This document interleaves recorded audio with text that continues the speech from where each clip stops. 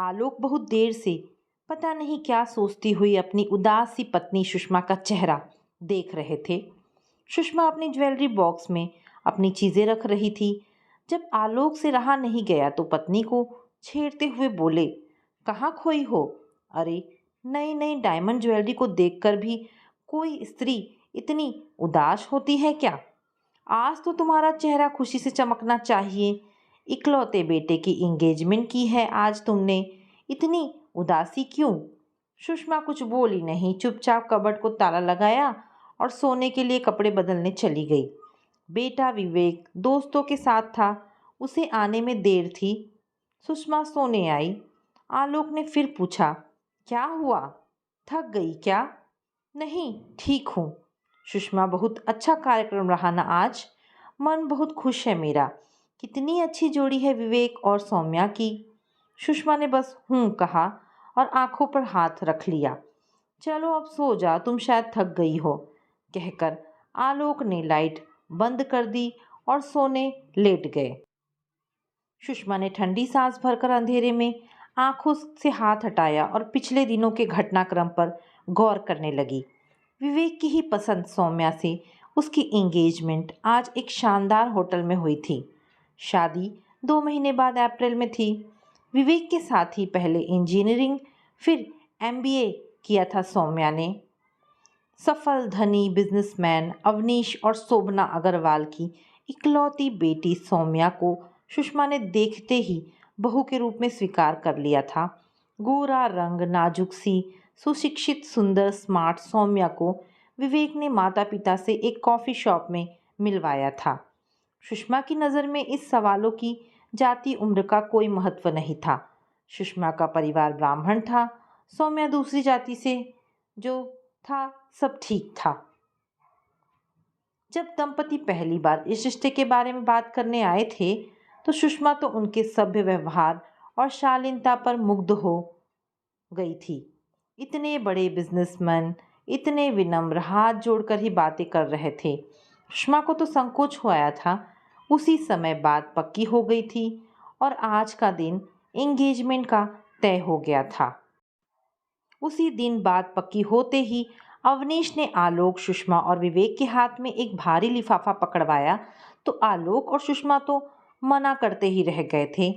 लेकिन शोभना ने हाथ जोड़कर कहा था, मना मत कीजिए भाई साहब, हमारी एक ही बेटी है, सब उसी का तो है और यह तो बस आज खुशी में एक छोटा सा तोहफा है। हमारे भी तो अरमान हैं। वे बहुत मना करने पर भी नहीं माने थे और कहा था, अगले रविवार आप हमारा घर भी देख लीजिए, लंच साथ ही करेंगे। उनके जाने के बाद जब लिफाफे खोले गए तो सुषमा तो हैरान बैठी रह गई। आज तो बात ही पक्की हुई है और इतना कैश।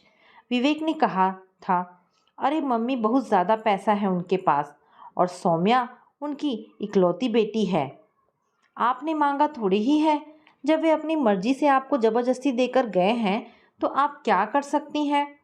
सुषमा ने कहा, नहीं, ये तो कुछ ज़्यादा ही है। अभी इंगेजमेंट, शादी सब मौके हैं और हम उनसे कुछ नहीं चाहिए, सब कुछ है हमारे पास। मम्मी, आप नहीं जानती, वे लोग बहुत अमीर हैं, उनका घर चलकर देखना, अंदाज़ा हो जाएगा। आलोक हंसे, वाह बेटा, लगता है तुमने कई चक्कर लगा रखे हैं घर के। विवेक भी हंस पड़ा, हाँ पापा, हम सब दोस्त एक दूसरे के यहाँ आते जाते तो रहते हैं।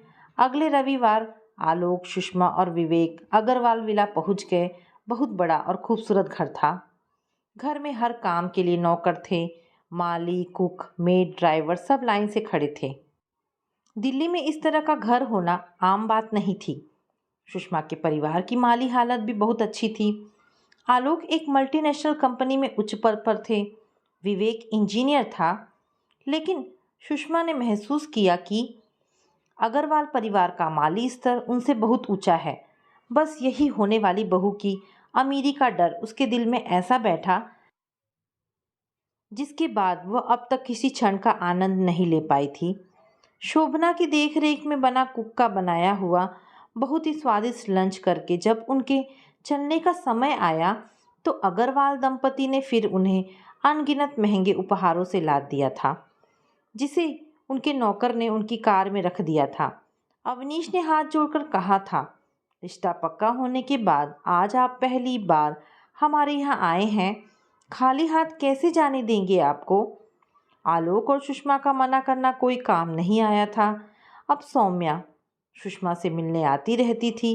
हंसमुख मिलनसार सौम्या, ऐसी ही बहू की इच्छा थी सुषमा को। लेकिन इतनी अमीरी में पली लड़की शादी के बाद एडजस्ट कर पाएगी या नहीं, ये चिंता सुषमा को हर पल घेरती रहती। इंगेजमेंट की तैयारियां करनी थी। फंक्शन बड़ा था और ये फंक्शन लड़के वालों की तरफ से होना था। सुषमा तैयारियों में व्यस्त हो गई थी। इंगेजमेंट में पहनने वाली सौम्या की ड्रेस सुषमा को ही देनी थी। उसके होश उड़े हुए थे। मन ही मन सकुचाते हुए उसने एक दिन सौम्या को फ़ोन किया, बेटा आओ मेरे साथ चलकर अपनी इंगेजमेंट की ड्रेस खरीद लो। सौम्या ने कहा था, मम्मी मैं मुंबई जा रही हूँ, वहीं बुआ जी के साथ जाकर डिज़ाइनर ड्रेस खरीद लूँगी। सुषमा ने अपना सिर पकड़ लिया था। मन में सोचा, अपनी बुआ के साथ जाएगी, वह बुआ जो मुंबई में रहती है, करोड़पति है। ओह, उसका तो बजट सगाई में ही बिगाड़ देती ये लोग। लेकिन प्रत्यक्षतः वह इतना ही कह पाई थी, ठीक है बेटा ले लेना। 3 दिन बाद सौम्या ने मुंबई से फ़ोन किया था, मम्मी मैं बुटीक के बाहर खड़ी हूँ, मैं आपका बजट पूछना तो भूल ही गई थी। सुषमा को कुछ अजीब सा लगा, बोली, जो पसंद हो ले लो, बजट की क्या बात है। अंधेरे में करवटें बदलती हुई सुषमा को आज याद आ रहा था कि कैसे वह परेशान घूमती रहती थी उस दिन, जब तक सौम्या का फ़ोन आ नहीं गया था। मम्मी ड्रेस 2 लाख की है, आप कहें तो ले लूं। ये सुनकर सुषमा को पसीने आ गए थे। 2 लाख की ड्रेस मम्मी, व्हाट्सएप खोलो और देख लो। लेकिन मना भी कैसे करती। इस समय होने वाली बहू अपने अमीर रिश्तेदारों के साथ बुटीक में खड़ी है, कैसे नीचा देखे। अपने स्वर को सामान करती हुई बोली थी, मैं देखकर क्या करूँगी, जो पसंद हो ले लो। थैंक यू मम्मी, कहते हुए सौम्या ने फ़ोन रखा था। सुषमा का मूड खराब हो गया था। शाम को जब आलोक आए थे तो उसका चेहरा ही सब बता रहा था।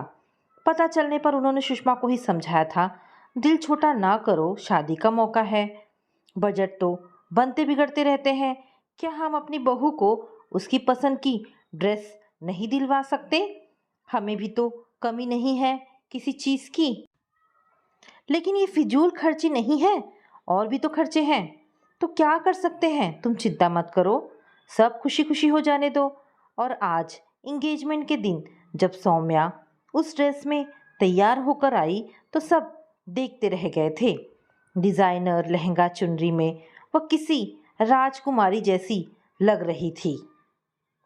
सब रस्में हुई थी। अग्रवाल दंपति ने इतने उपहार दिए थे कि सुषमा समेटती समेटती थक गई थी। सुषमा को एक डायमंड नेकलेस दिया था। उसे अजीब लग रहा था। वह तो इतने दिन से कोई खुशी महसूस नहीं कर पा रही थी। बहू की अमीरी का डर उसके दिल में बुरी तरह बैठ गया था। जो लड़की अपने घर में किचन में पैर नहीं रखती, जिसके एक बार कहने पर माता पिता ने ये रिश्ता कर लाखों रुपए आज इंगेजमेंट में खर्च कर दिए, इतने लाड़ प्यार में पली लड़की कैसे 5 कमरे के इस फ्लैट में उसके साथ एडजस्ट करेगी। वो तो किचन के सारे काम अपने आप करती है, एक फुल टाइम मेड है। पर अगर मेड नहीं आती तो झाड़ू पोछा खाना भी खुद कर लेती है। अब अमीर बहू आएगी तो क्या होगा, वो बैठी रहेगी और वह सारे काम करती रहेगी, ये भी तो सहन नहीं होगा। फिर क्या होगा, उसे गुस्सा आएगा, घर में कलह होगा।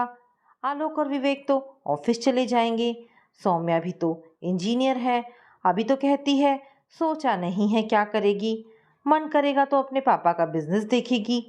आज तो वह एंगेजमेंट में अपने समधियों का वैभव देखती रह गई। उसके सारे परिचितों को सौम्या बहुत पसंद आई थी। अब तक विवेक भी आ चुका था। कितने ही ख्यालों में डूबते उतरते उसकी आंख लग गई थी। अगले दिन से रोज के काम शुरू हो गए थे, साथ साथ शादी की तैयारियां भी। सौम्या अक्सर सुषमा से मिलने आ जाती। सुषमा को अच्छा लगता। अब अवनीश ने एक 5 स्टार होटल शादी के लिए बुक कर दिया था। एक दिन सौम्या रविवार को सुषमा से मिलने आई हुई थी। कहने लगी, आपको पता है मम्मी, मम्मी मुझे बार बार किचन में कुछ काम सीखने के लिए कह रही हैं। मैं किचन में जाती हूँ और फिर तुरंत निकल आती हूँ, क्या करूँ? वहीं बैठे आलोक और विवेक हंस पड़े। विवेक कहने लगा, मम्मी आपका क्या होगा, इसके बस का तो कोई काम नहीं है। सुषमा मन मारकर मुस्कुरा दी। मन में गुस्सा तो तीनों पर आया। इसे कुछ नहीं आता तो हंसने की क्या बात है इसमें। शादी का दिन आ गया।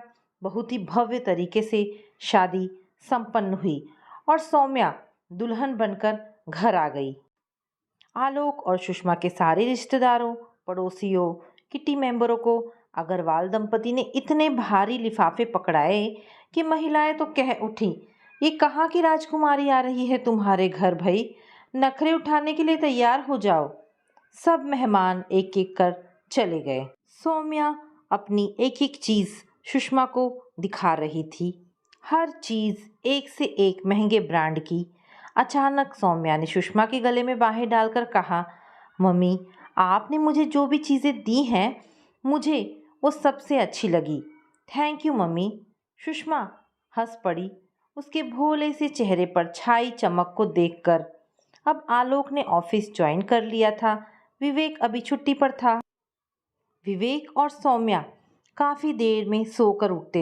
एक दिन आलोक कहने लगे, सुषमा बच्चों को मत उठाना, उनके जीवन का यह अनमोल समय है, फिर तो जिम्मेदारियां आ जाती है, हम उन्हें डिस्टर्ब नहीं करेंगे। फिर पूछा, बच्चों का हनीमून पर जाने का क्या प्रोग्राम है? समधन जी शायद उन्हें लंदन भेजने की बात कर रही थी। पैसा है जहाँ चाहे भेजे बेटी को। आज दिन में पता करती हूँ कि क्या प्रोग्राम है। 10 बजे के आसपास सौम्या और विवेक उठे। सौम्या ने गुड मॉर्निंग मम्मी कहते हुए सुषमा के पैर छुए तो सुषमा को बहुत अच्छा लगा। फिर सौम्या ने बाथरूम की तरफ जाते हुए कहा, मम्मी मैं नहा कर आती हूँ, नाश्ता में क्या बनाया है, बड़ी भूख लगी है। पीछे से विवेक की आवाज़ आई, मम्मी मम्मी छोड़ो, नहाकर मम्मी के साथ किचन में देखो कि नाश्ते में क्या है। लेकिन अपनी नई नई बहू का मम्मी मम्मी करना सुषमा के मन को तृप्त कर रहा था। लग रहा था एक बेटी है घर में जिस पर उसका दिल अपार स्नेह लुटाने के लिए तैयार है। बेटी पाने की कसक मन में ही रह गई थी, जो अब बहू के मुंह से मम्मी मम्मी सुनने पर पूरी होती हुई लग रही थी। सुषमा ने बहू बेटे को प्यार से नाश्ता करवाते हुए पूछा, बेटा कहीं घूमने जाने का प्रोग्राम है क्या? जवाब सौम्या ने दिया, मम्मी अभी आपके साथ टाइम बिताएंगे, कुछ दिन बाद शायद कहीं जाएंगे। इतने में मेड गंगा भी आ गई। सुषमा घर की साफ सफाई करवाने लगी। सौम्या ने न्यूज़पेपर उठा लिया। विवेक ने सौम्या को मम्मी का हाथ बटाने का इशारा किया, जिसे सुषमा ने देख लिया। वो कहने लगी, रहने दो बेटा, मैं कर लूँगी। सौम्या चहक उठी, बोली, I love you mummy. Sushma को हंसी आ गई। कितनी सरस और सहज भी है ये लड़की, जो मन में आता है बोल देती है। इतने में सौम्या ने अपनी मम्मी को फ़ोन मिला दिया था और सुषमा की तारीफ़ों के पुल बांध दिए थे। अप्रैल का महीना था। इस महीने में दिल्ली में अधिकतर मेड छुट्टी पर गांव चली जाती थी। उनकी जगह थोड़े दिन काम करने के लिए दूसरी मेड तैयार नहीं होती। गंगा ने भी बताया था कि वह जा रही है। सुषमा परेशान हो गई। आलोक भी बोले, दूसरी ढूंढ लेते हैं। सुषमा ने कहा, मिलती कहाँ है आजकल, एक तो शादी के घर में मैं अभी सामान समेट नहीं पाई हूँ, कैसे करूँ सब। आलोक हंसे, अब तो तुम्हारी बहू भी है हाथ बटाने के लिए, देख नहीं रहे हो उसे 1 हफ्ते से? मम्मी मम्मी सारा दिन करती है, लेकिन काम के समय या तो सो जाती है या मोबाइल पर चिपकी रहती है या फिर अपनी मम्मी से मिलने चली जाती है। और उसे तो कोई काम मुझसे कहा भी नहीं जाता। अपने घर में उसे कोई काम नहीं करना पड़ा, अब कैसे उसे इतनी जल्दी किचन में ले जाऊं। गंगा चली गई। इसके 2 दिन बाद ही सुषमा बाथरूम में जैसे ही नहाकर बाहर आई, फर्श भी शायद गीला था और पैर भी बुरी तरह फिसली और चीख निकल गई। आलोक ऑफिस जा चुके थे। विवेक अपनी कार से उसी समय मम्मी को डॉक्टर के यहाँ ले गया। सौम्या घर पर ही रुकी। मम्मी को दर्द में देखकर उसकी आंखों से आंसू बह निकले। एक्सरे हुआ। स्लिप डिस्क की वजह से डॉक्टर ने सुषमा को बेड रेस्ट बता दिया। तो पहले से दर्द में परेशान सुषमा और परेशान हो गई। गंगा भी छुट्टी पर थी। क्या होगा अब? सुषमा घर पहुंची तो सौम्या सुषमा के गले में बाहें डालकर उसे पुचकारती हुई बोली, डोंट वरी मम्मी, मैं हूं ना। ये सुनकर विवेक हंसते हुए बोला, तुम तो रहने दो। सौम्या ने उसे घूरते हुए कहा, मम्मी आप बस आराम करो, मैं सब देख लूंगी। सुषमा को इस दर्द में भी मन ही मन हंसी आ गई। सोचा, इसे कुछ और आता हो या ना आता हो, अच्छी बातें करना आता है। सौम्या ने सुषमा को बेड पर लिटाया और कहा, आप लेटो, मैं नाश्ता बनाकर लाती हूँ, फिर आप दवाई लेना। विवेक ने कहा, लेट जाओ मम्मी, इसके बनाए नाश्ते के लिए अपने आप को तैयार कर लो। चुप रहो, विवेक को कहती हुई सौम्या किचन में चली गई। थोड़ी देर में बड़ी अच्छी तरह से ट्रे सजाकर लाई। मम्मी नाश्ता। सुषमा बड़ी मुश्किल से उठकर बैठी, ट्रे पर नज़र डाली, वहीं अपने पास बैठे बेटे से नज़र मिली तो वह दिल खोलकर हंसा। लो मम्मी, अपनी बहू का पहली बार बनाया नाश्ता करो। एक कप चाय और एक प्लेट में मैगी देखकर सुषमा मुस्कुराते हुए बोली, मैगी तुम्हें आती है बनानी? सौम्या ने गर्व से बताया, वो मम्मी, हम सब फ्रेंड्स कभी एक साथ स्लीप ओवर के लिए किसी के घर रुकते थे तो रात में मैगी बनाकर खाते थे। विवेक ने उसे छेड़ते हुए कहा, मम्मी, किसी बहू ने अपनी सास को पहली बार मैगी खिलाई होगी। सुषमा ने प्यार से बेटे को डांटा, तुम चुप रहो। और सौम्या, ये तुम्हारे लिए आज पहली बार कुछ बनाने का शगुन, कहकर अपने पर्स से 2000 के 2 नोट निकालकर सौम्या के हाथ पर रखे तो सौम्या ने झट से उसे ले लिया। सुषमा को उस पर ढेर सा प्यार आया और फिर वह मैगी खाने लगी। विवेक ने आलोक को फोन पर आज की घटना के बारे में बता दिया था। सुषमा को दवाई खिलाते हुए विवेक ने कहा, आप अब लेट जाओ मम्मी। बेटा, सीमा से उसकी मेड के बारे में पूछ आओ, किसी को तो काम के लिए बुलाना ही होगा। मैं ठीक तो किसी तरह कर ही लेती गंगा के बिना, अभी तो हिलने में भी दर्द है। नहीं मम्मी, मैं कर लूँगी। सुषमा की आंखें फटी की फटी रह गई।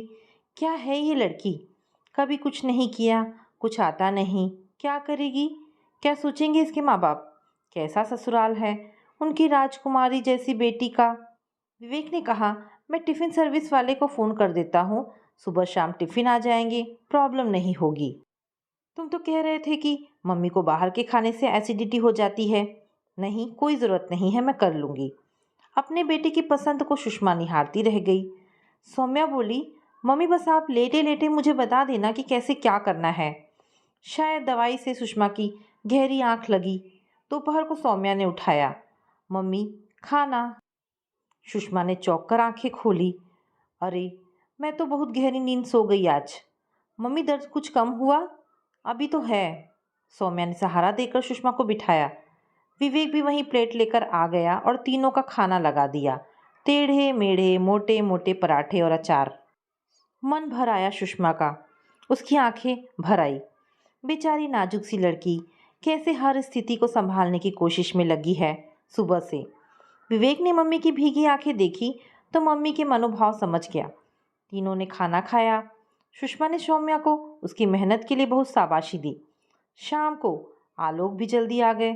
सुषमा ने उन्हें दिन भर के हाल बताए तो वे मुस्कुरा दिए। सौम्या उनके लिए चाय और सैंडविच लाई तो खुश होते हुए उन्होंने भी सौम्या को 2000 का नोट देते हुए कहा, लो बेटा, पहली बार अपनी बहू के हाथ का बना खा रहा हूँ, सुखी रहो। सौम्या को आज अपने ऊपर बहुत गर्व हो रहा था। चहकते हुए वह बोली, थैंक यू पापा, मैंने तो डिनर भी सोच लिया है। आलोक बोले, क्या बनाओगी बेटा? चावल का अंदाज़ा मम्मी लेटे लेटे बता देंगी। विवेक ने बताया था कि दाल उन्हें आती है बनानी और मैं ट्राई कर लूँगी। जैसे पराठे बनाए थे मैंने, सलाद विवेक काट लेंगे, आटा फूड प्रोसेसर में सुबह ही मैंने ज़्यादा गूँथ लिया था।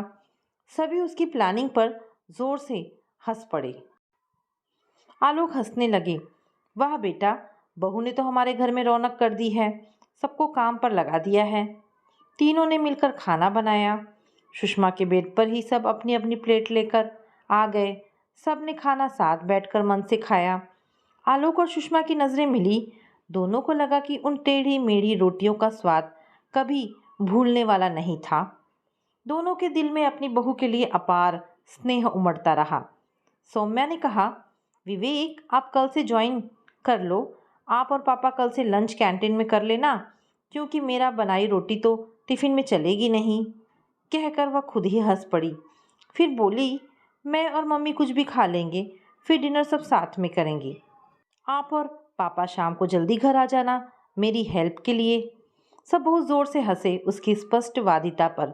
सुषमा को उसका साफ साफ बात करने का सरल ढंग बहुत ही भाया। ना कोई दिखावा और ना लाग लपेट, एकदम साफ और अच्छी बात। अगले दिन सुबह 6 बजे ही सौम्या उठ गई। नहा धोकर वह किचन में गई। आलोक और विवेक को सैंडविच दिए नाश्ते में। दोनों के जाने के बाद सौम्या ने कपड़े बदले लिए, टी शर्ट और कैपरी पहनी, झाड़ू लगाई और सुषमा के मना करने पर भी डंडे वाला पोछा उठाकर घर में पोछा लगाने लगी। इतने में डोरबेल हुई। सौम्या ने दरवाज़ा खोला। सामने उसके मम्मी पापा खड़े थे। सौम्या ने उन्हें रात में ही सुषमा की स्लिप डिस्क के बारे में बताया था। अग्रवाल दंपति एकटक अपनी बेटी को देख रहे थे। टी शर्ट, कैपरी, कंधे पर डस्टिंग वाला तौलिया और हाथ में पोछे वाला डंडा, माथे पर पसीजना। सुषमा को शर्म आई। क्या सोचेंगे ये लोग? सौम्या के मुख पर छाया उत्साह और भोली सी चमक निहारती शोभना ने बेटी को खूब प्यार किया। सुषमा ने संकोच के साथ मेड के जाने के बारे में बताया तो अवनीश ने कहा, आप कहे तो हम अपने एक कुक को कुछ दिनों के लिए यहाँ भेज दें। नहीं पापा, I will manage, don't worry. मज़ा आ रहा है मुझे। जब सौम्या ने चहकते हुए कहा तो अग्रवाल दंपति भी मुस्कुरा दिए। सुषमा की कुशल छेम और थोड़ी बातचीत के साथ सौम्या की बनाई हुई चाय पीकर बेटी को आशीर्वाद देते हुए चले गए। अपने माता पिता के लाए हुए फल और ड्राई फ्रूट्स निकालकर सौम्या जबरदस्ती सुषमा को खिलाने लगी और फिर काम में लग गई। अब रोज का यही क्रम था। सौम्या अनभ्यस्त हाथों से घर का हर काम हंसी खुशी संभालती रही। सुषमा को कुछ आराम हुआ तो वह भी चलती फिरती हल्के फुल्के काम निपटा दे रही थी। 10 दिन बीत चुके थे। एक सुबह सुषमा की आंख बहुत जल्दी खुल गई। वो फ्रेश होकर किचन में गई तो किचन की खटपट सुन सौम्या आंख मलती हुई आई। उनका हाथ पकड़कर सोफे पर बिठाकर बोली, नहीं मम्मी, अभी आप कुछ नहीं करेंगी, मैं फ्रेश होकर आपके लिए चाय बनाती हूँ। ओह, मैं तो भूल ही गई। गुड मॉर्निंग मम्मी, कहते हुए सुषमा के पैर छुए तो सुषमा ने उसे गले से लगा लिया। उसके अंतःकरण से बहू के भावी जीवन के लिए आशीर्वादों के फूल बरस रहे थे। इतने दिनों से मन में बसा बहू की अमीरी का डर जो गायब हो चुका था। तो दोस्तों, ये छोटी सी पारिवारिक कहानी यहाँ पर समाप्त होती है। आशा करती हूँ कहानी पसंद आई होगी। अगर कहानी पसंद आई है तो प्लीज़ इसे लाइक एंड शेयर करें। दोस्तों, ऐसी ढेरों पारिवारिक और शिक्षाप्रद कहानी सुनने के लिए मेरे चैनल को प्लीज़ सब्सक्राइब करें। धन्यवाद दोस्तों।